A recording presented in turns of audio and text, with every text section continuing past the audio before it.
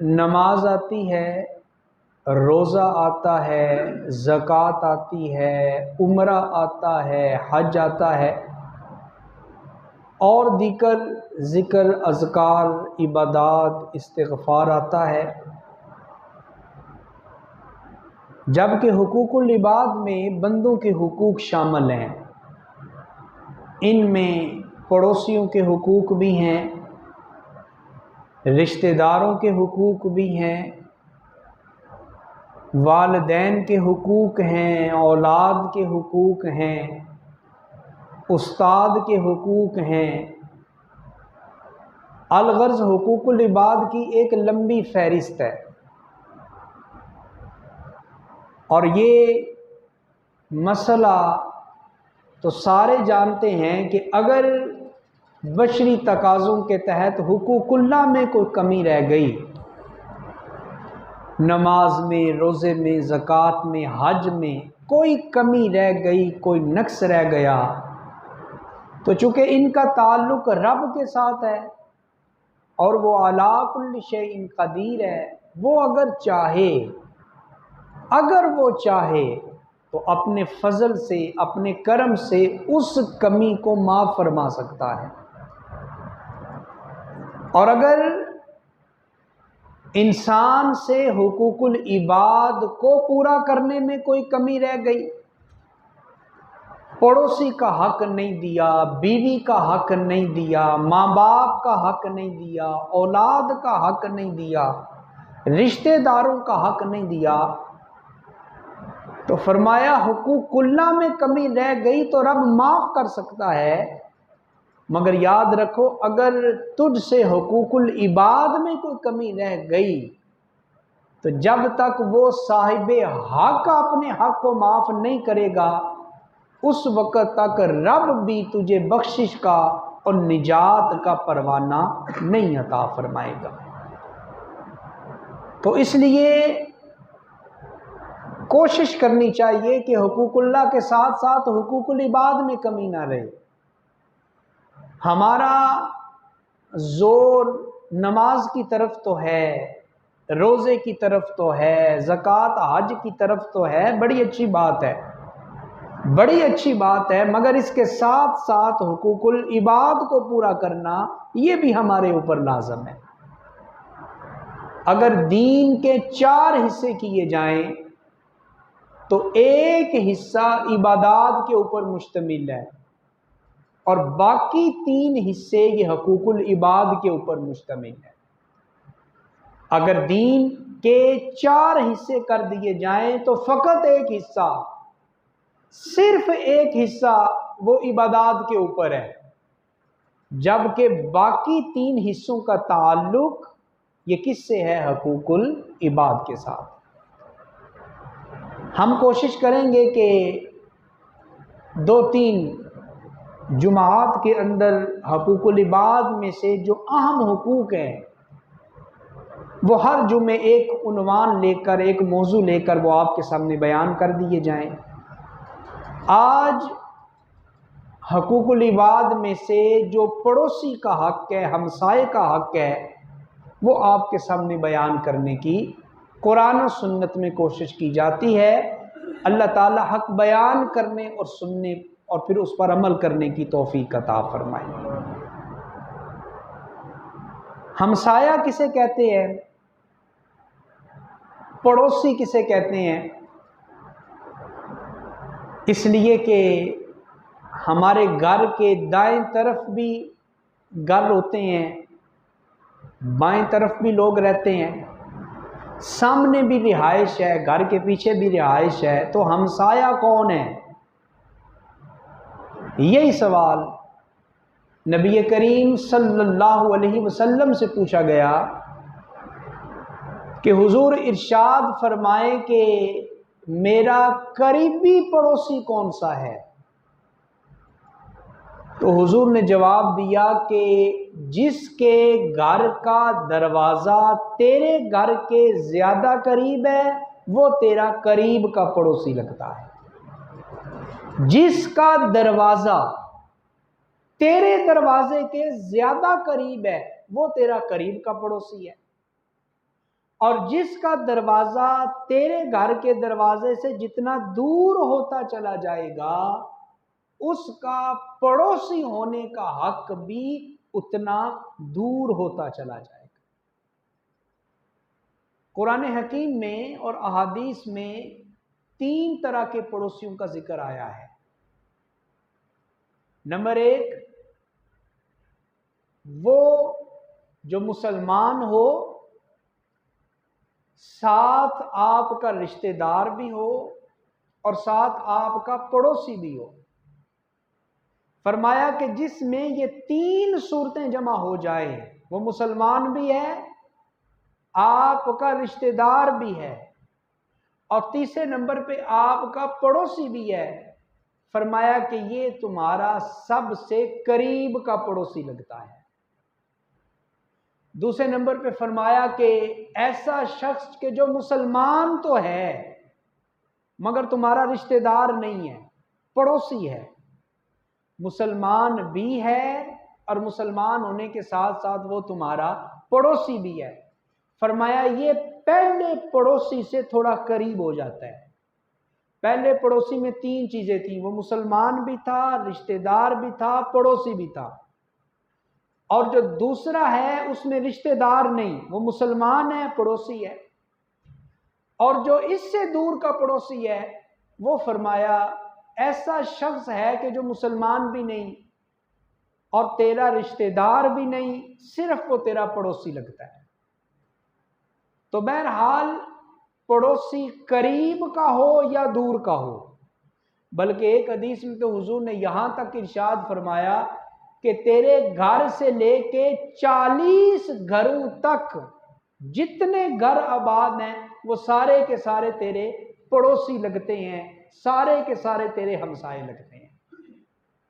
تو اس سے پتہ چلا کہ مسلمان کو چاہیے کہ وہ اپنے گھر کے دائیں بائیں آگے پیچھے رہنے والے جتنے لوگ ہیں وہ ان کے ساتھ حسن سلوک کرے۔ اور دیکھیں جو انسان ہے یہ اکیلا زندگی نہیں گزار سکتا۔ ہم نے گھر بنانا ہو تو پہلے آبادی دیکھتے ہیں، محلہ دیکھتے ہیں، سوسائٹی دیکھتے ہیں، جہاں پہ پہلے سے گھر بنے ہوئے ہوں وہاں انسان گھر بناتا ہے۔ آپ نے نہیں دیکھا ہوگا کہ کوئی جنگل میں جا کے گھر بنا لے، حالانکہ وہاں جگہ بھی سستی ملے گی۔ وہاں ہم گھر کیوں نہیں بناتے؟ چونکہ وہاں کوئی آبادی نہیں، کوئی محلہ نہیں، کوئی بستی نہیں، کوئی گاؤں نہیں۔ تو انسان کے اندر اللہ تعالیٰ نے ایسے جذبات رکھے ہیں کہ انسان تنہا زندگی نہیں گزار سکتا، اسے لوگوں کی ضرورت ہے، اسے محلے کی ضرورت ہے، اسے پڑوسیوں کی ضرورت ہے۔ اور عربی کے اندر ایک ضرب المثل مشہور ہے، عرب والے کہتے ہیں اطلب الجار قبل الدار، گھر تلاش کرنے سے پہلے پہلے اچھا پڑوسی تلاش کیا کرو۔ تم نے پلاٹ لینا ہے، گھر بنانا ہے، یہ بعد کی بات ہے، پہلے یہ دیکھو کہ یہاں میں جب گھر بنا لوں گا تو میرے پڑوس میں جو بندہ رہتا ہے وہ کیسا بندہ ہے۔ اگر پڑوسی اچھے ہوں تو پھر گھر بناؤ، پھر جگہ خریدو۔ اطلب الجار قبل الدار، دار سے پہلے جار، یعنی گھر سے پہلے اچھا پڑوسی تلاش کرو۔ اور حضرات محترم، پڑوسی کے بارے میں جب ہم قرآن حکیم کو پڑھتے ہیں اور احادیث طیبہ کو پڑھتے ہیں تو بے شمار ایسے حقوق ہیں جو اللہ اور اللہ کے پیارے رسول صلی اللہ علیہ وآلہ وسلم نے بیان فرمائے ہیں، مگر چونکہ ہم انسان ہیں اور انسان کے اندر غصہ بھی ہے، انسان کے اندر پیار بھی ہے، کبھی انسان خوش ہوتا ہے، کبھی ناراض ہوتا ہے، کبھی وہ جلال کی کیفیت میں ہوتا ہے، کبھی جمال کی کیفیت میں ہوتا ہے۔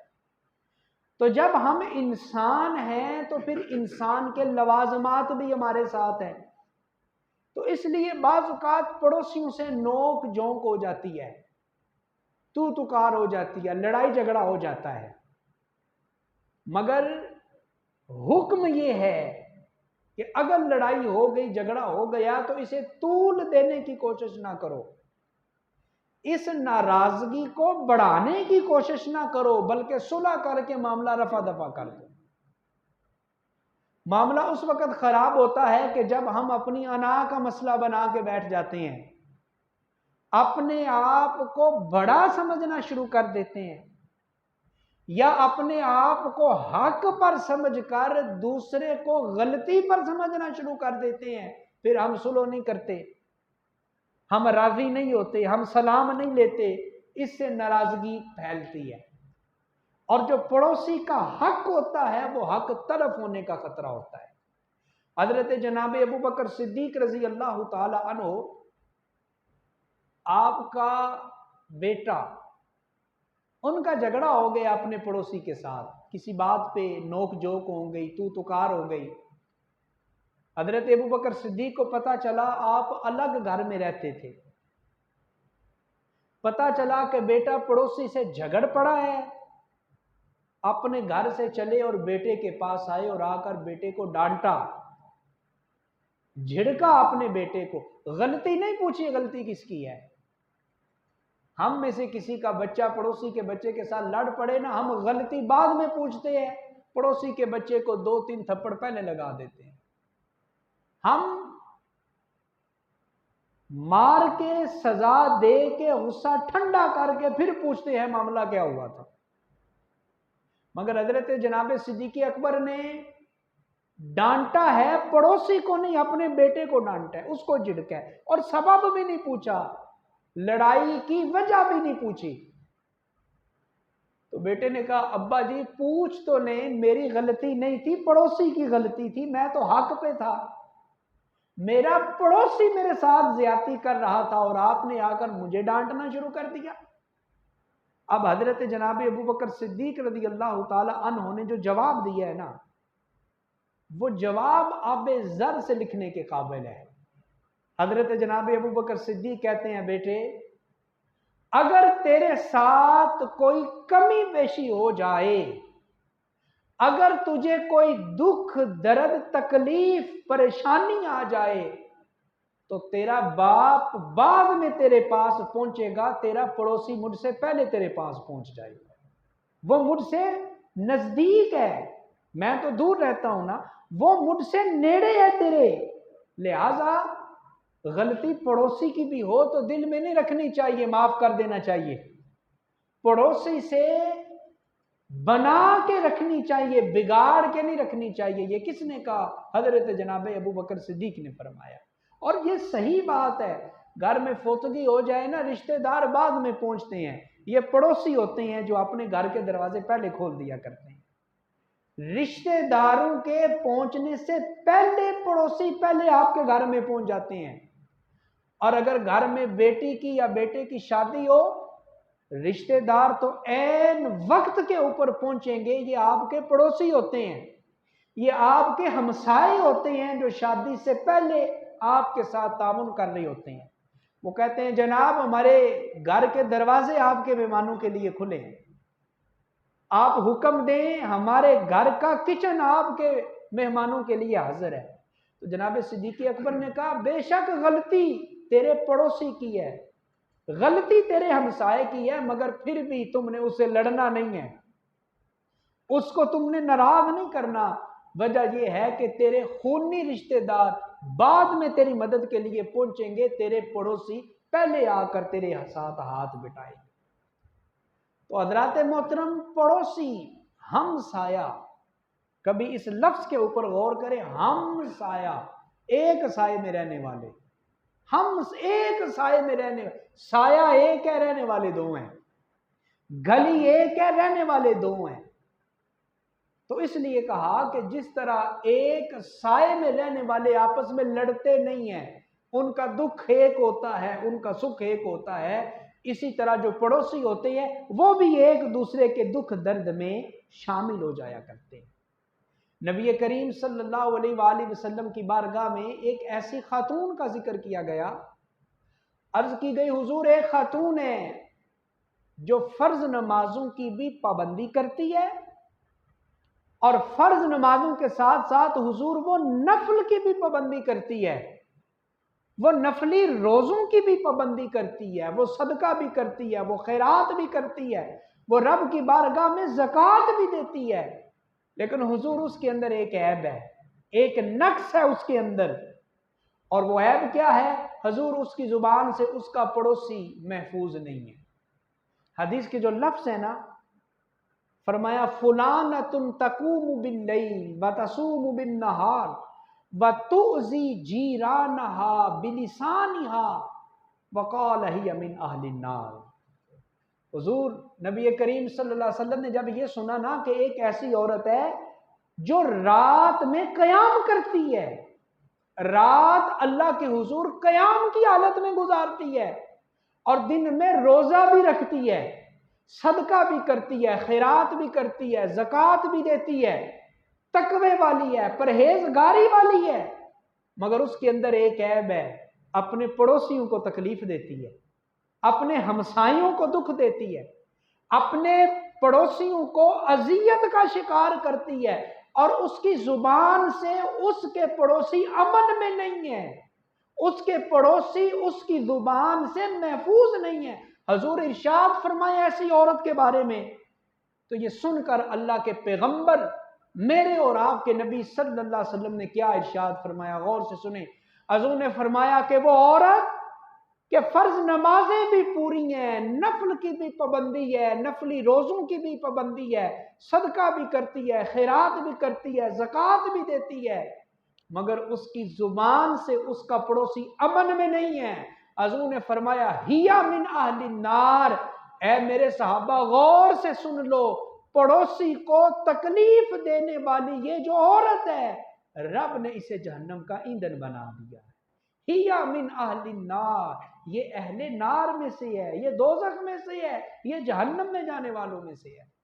تو ذرا غور کیجیے، اگر میری 5 نمازیں مکمل ہیں، میں اشراق، چاشت، اوابین، تہجد کے نفل بھی پڑھنے والا ہوں، میں شوال کے 6 نفلی بھی روزے رکھتا ہوں، اور بھی پورا سال نفلی روزے رکھتا ہوں، میں جناب والا تسبیح پکڑ کے اللہ بھی کرتا ہوں، استغفار بھی کرتا ہوں، درود پاک بھی پڑھتا ہوں، صدقہ خیرات بھی کرتا ہوں، زکوٰۃ، تلاوت، سارے نیک عمل میرے اعمال نامے میں شامل ہیں، مگر میرا پڑوسی اگر مجھ سے ناراض ہے اور میں اسے تکلیف دیتا ہوں، کبھی اپنے ہاتھ سے، کبھی اپنی زبان سے، کبھی تانے دے کر، کبھی اسے ماڑا سمجھ کے، کبھی اسے غریب سمجھ کے میں اسے اذیت دیتا ہوں، میں اسے تکلیف دیتا ہوں، تو یاد رکھیں حضور کی یہ حدیث ارشاد فرما رہی ہے کہ جس کی نمازیں تو پوری ہوں، جس کا ذکر بھی ہو، جس کی نفلی عبادتیں بھی ہوں، اگر اس کے ساتھ ساتھ اس کا پڑوسی ان سے ناراض ہے اس کی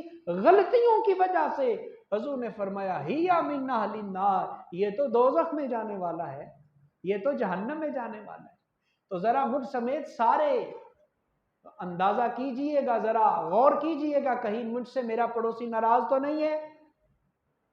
میرے دائیں گھر والا، بائیں گھر والا، سامنے والا، پیچھے والا، کہیں وہ مجھ سے خفا تو نہیں؟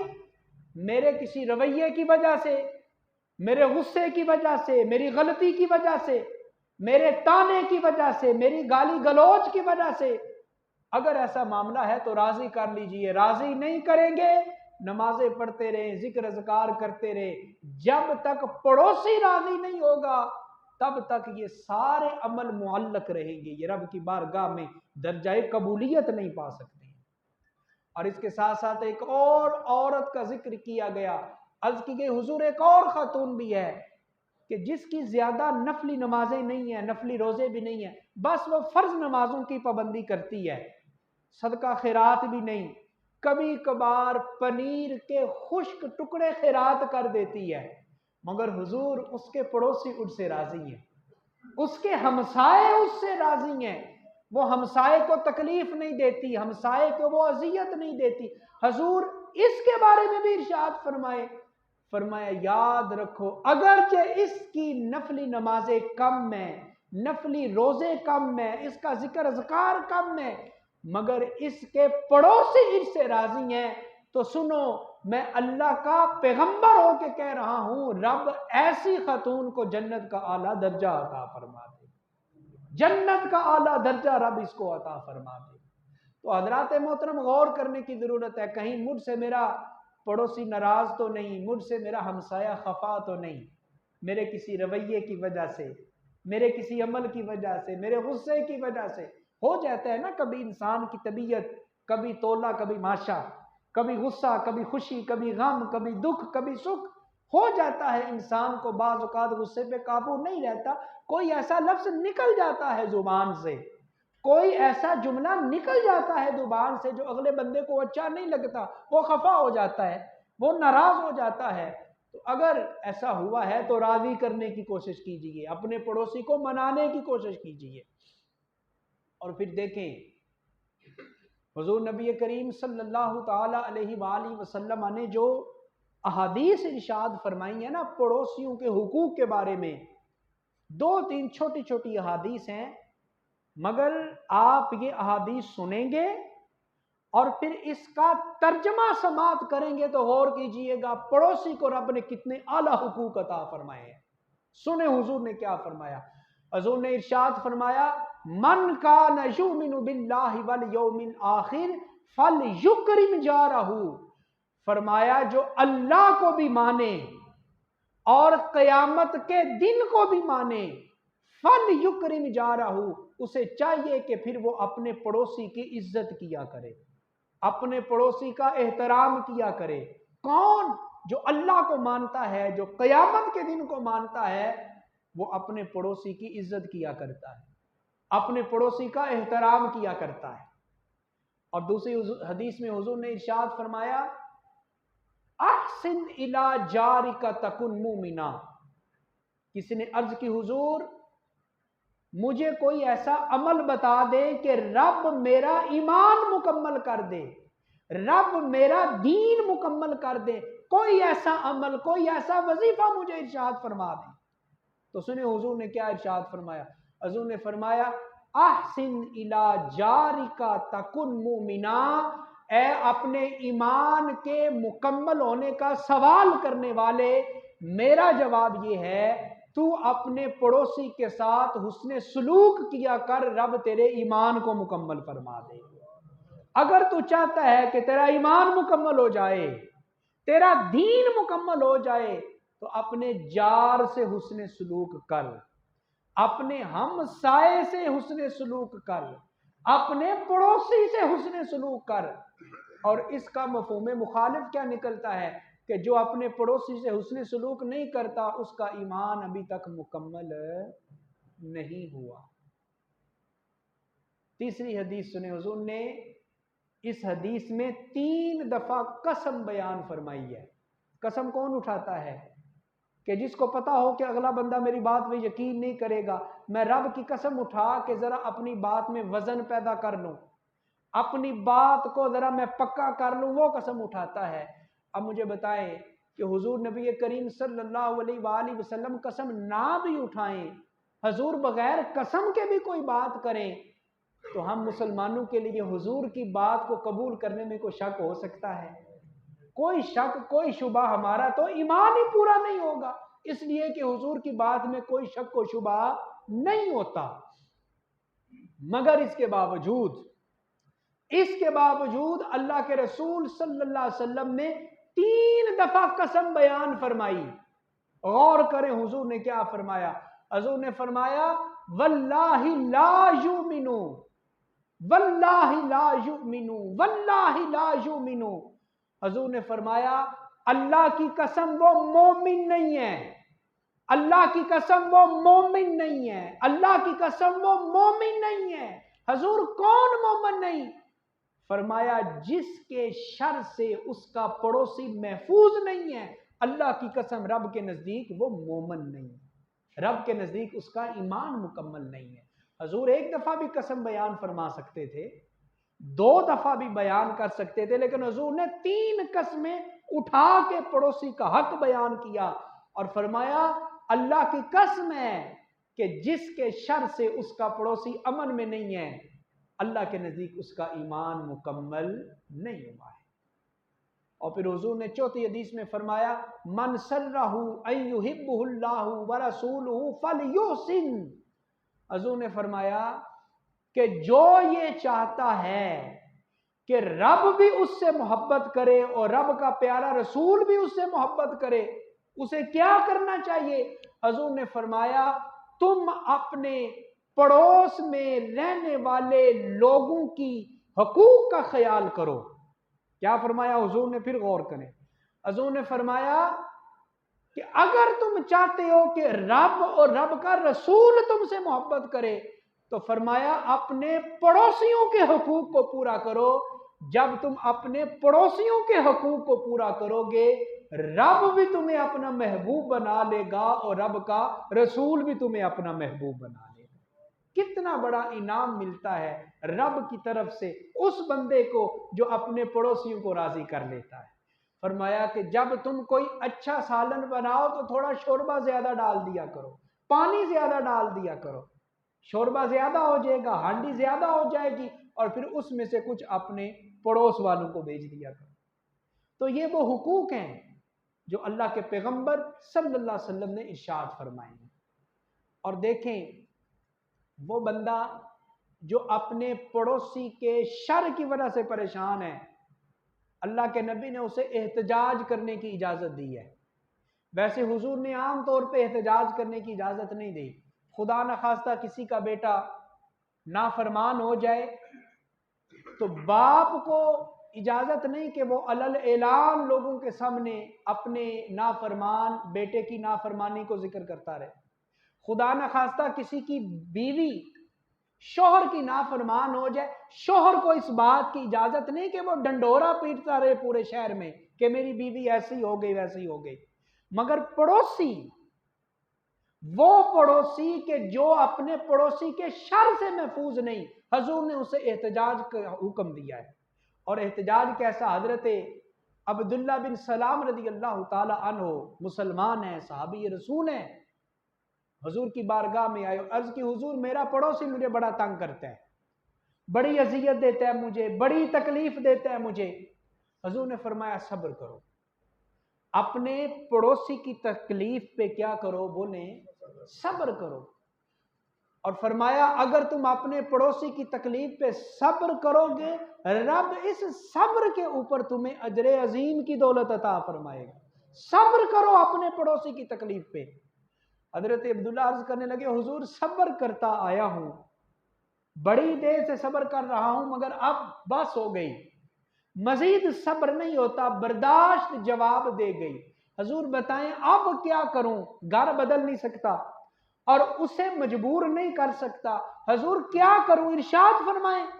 حضور نے فرمایا اچھا پھر ایسا گھر کہ اپنے گھر کا سامان اٹھا اور باہر گلی میں رکھ دے اور سامان کے پاس بیٹھ جا، جو بھی گزرے گا وہ تجھ سے پوچھے گا کیوں باہر بیٹھے ہو، تو اسے کہنا کہ میں اپنے پڑوسی کے شر کی وجہ سے بڑا پریشان ہوں، میرا پڑوسی مجھے اتنی اذیت دیتا ہے، اتنی تکلیف دیتا ہے، اور حضور کے حکم کے مطابق میں بطور احتجاج کے باہر بیٹھا ہوا ہوں۔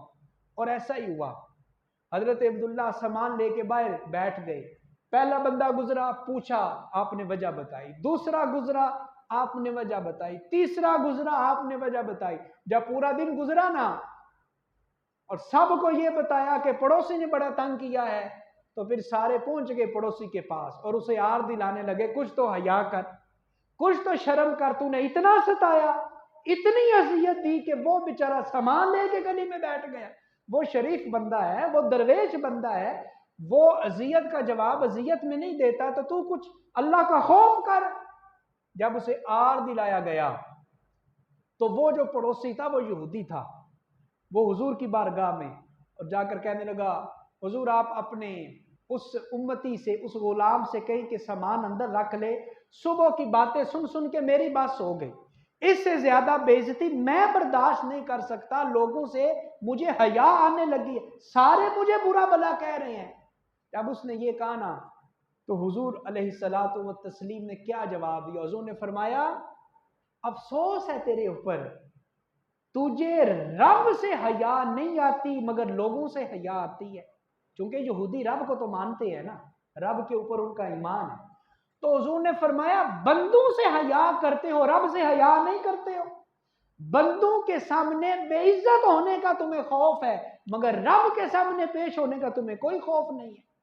تو حضرات محترم، پڑوسی اگر ہماری کسی تکلیف سے ناراض ہے، اس کا دل دکھا ہوا ہے، اس کا دل راضی نہیں ہے، تو اسے تو حضور نے احتجاج کرنے کی اجازت دیا کہ وہ گلی میں سامان لے کے بیٹھ جائے۔ اب بتائیں اس سے زیادہ حق اسلام کیا دے سکتا ہے پڑوسی کو؟ اس سے بڑا حق تو اور کوئی نہیں نہ ہو سکتا۔ اور پھر دیکھیں نبی کریم صلی اللہ علیہ وسلم نے ارشاد فرمایا کہ اگر تیرے پڑوسی کو کوئی خوشخبری ملے، اللہ کی طرف سے کوئی انعام ملے، کوئی نعمت ملے، تو فرمایا اسے مبارکباد دیا کرو، اس کی خوشی میں شامل ہوا کرو۔ کب؟ جب رب تیرے پڑوسی کو کوئی نعمت دے، کوئی خوشخبری دے۔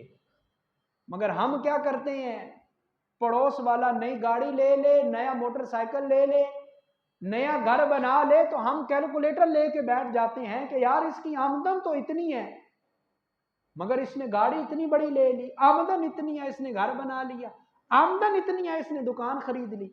اور بھائی میرا تیرا معاملہ نہیں ہے، یہ میرا تیرا معاملہ نہیں ہے، یہ اس کا اور رب کا معاملہ ہے۔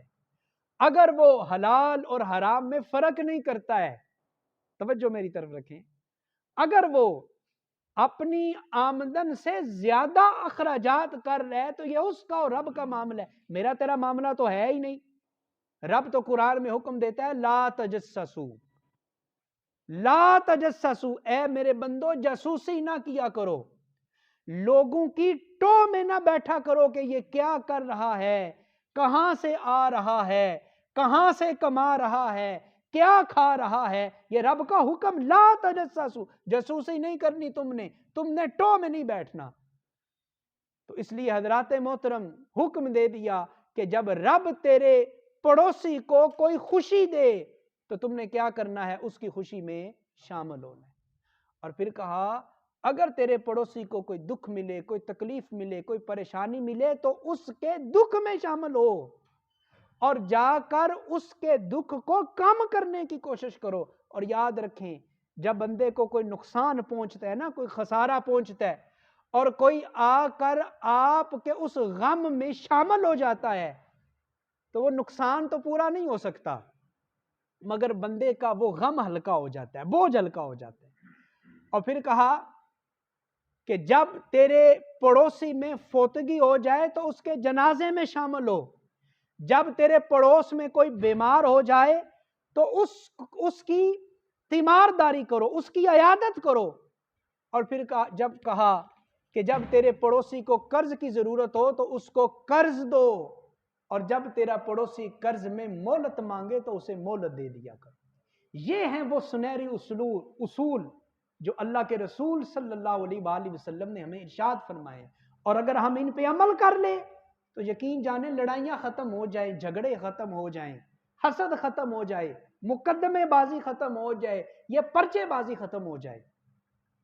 اور اس سے بڑا پڑوسی کا حق کیا ہوگا؟ قیامت کے دن اللہ تعالیٰ سوال کرے گا اپنے کچھ بندوں سے کہ دنیا میں بھوکا تھا، مجھے کھانے کی ضرورت تھی، تو نے مجھے کھانا نہیں کھلایا، تیرے پاس مال تھا، دولت تھی، استطاعت تھی۔ پھر اللہ پوچھے گا دنیا میں مجھے پانی کی ضرورت تھی، میں پیاسا تھا، تیرے پاس تھا، تو نے مجھے پانی کیوں نہیں پلایا؟ اور اللہ تیسرا سوال کرے گا دنیا میں مجھے لباس کی ضرورت تھی، تیرے پاس استطاعت تھی، تو نے مجھے لباس کیوں نہیں دیا؟ بندہ کہے گا اے باری تعالیٰ تو خالق، تو مالک، تو رب، تو سمد، تو مستغنی، اللہ تجھے پانی کی، خوراک کی، لباس کی کیا ضرورت ہے؟ تو پاک ہے ان ساری چیزوں سے۔ رب فرمائے گا ہاں مجھے ان کی حاجت نہیں، مگر یاد کر دنیا میں تیرے پڑوس میں رہنے والے کو کھانے کی ضرورت تھی، اس کے گھر میں ہانڈی نہیں پکی تھی، اسے خوراک کی ضرورت تھی، تیرے علم میں تھا، تو طاقت بھی رکھتا تھا، اگر تو ان کو کھانا دینے کے لیے جاتا تو اپنے رب کی رحمت کو وہاں پا لیتا، اگر تو ان کے لیے پانی کا انتظام کرتا تو اپنے رب کی رحمت کو وہاں موجود پاتا، اگر تو ان کو لباس کا انتظام کر دیتا تو اپنے رب کی رحمت کو بھی وہاں موجود پاتا۔ یورپ والے بڑا ڈنڈورا پیٹتے ہیں کہ ہم نے نیبر رائٹس کے بارے میں بڑا کام کیا، مگر اسلام نے جو حقوق دیے ہیں وہ اس کے عشر عشیر کو بھی نہیں پہنچ سکتے۔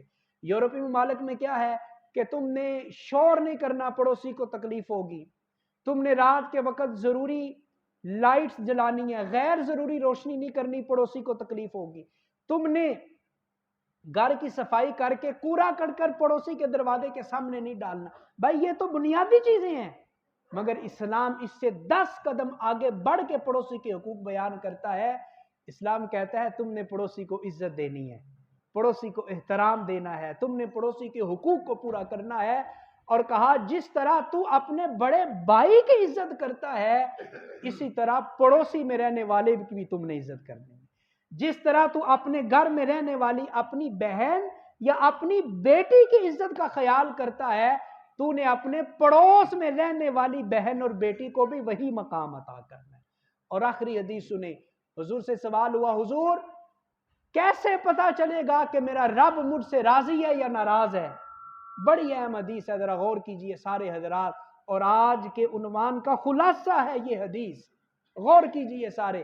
عرض کی حضور مجھے کیسے پتا چلے گا کہ میرا رب مجھ سے ناراض ہے یا راضی ہے؟ فرمایا کہ تو اپنے پڑوس والوں کو دیکھ، اگر تیرے پڑوسی تجھ سے راضی ہیں تو سمجھ جا تیرا رب بھی تجھ سے راضی ہے، اور اگر تیرے پڑوسی تجھ سے ناراض ہیں تو سمجھ جا تیرا رب بھی تجھ سے ناراض ہے۔ تو اس لیے حضرات پڑوسی کے حقوق کا خیال رکھیں، ان کی ضروریات کو پورا کریں، اللہ عمل کرنے کی توفیق عطا فرمائے، آمین۔ وآخر دعوانا ان الحمد للہ رب العالمین۔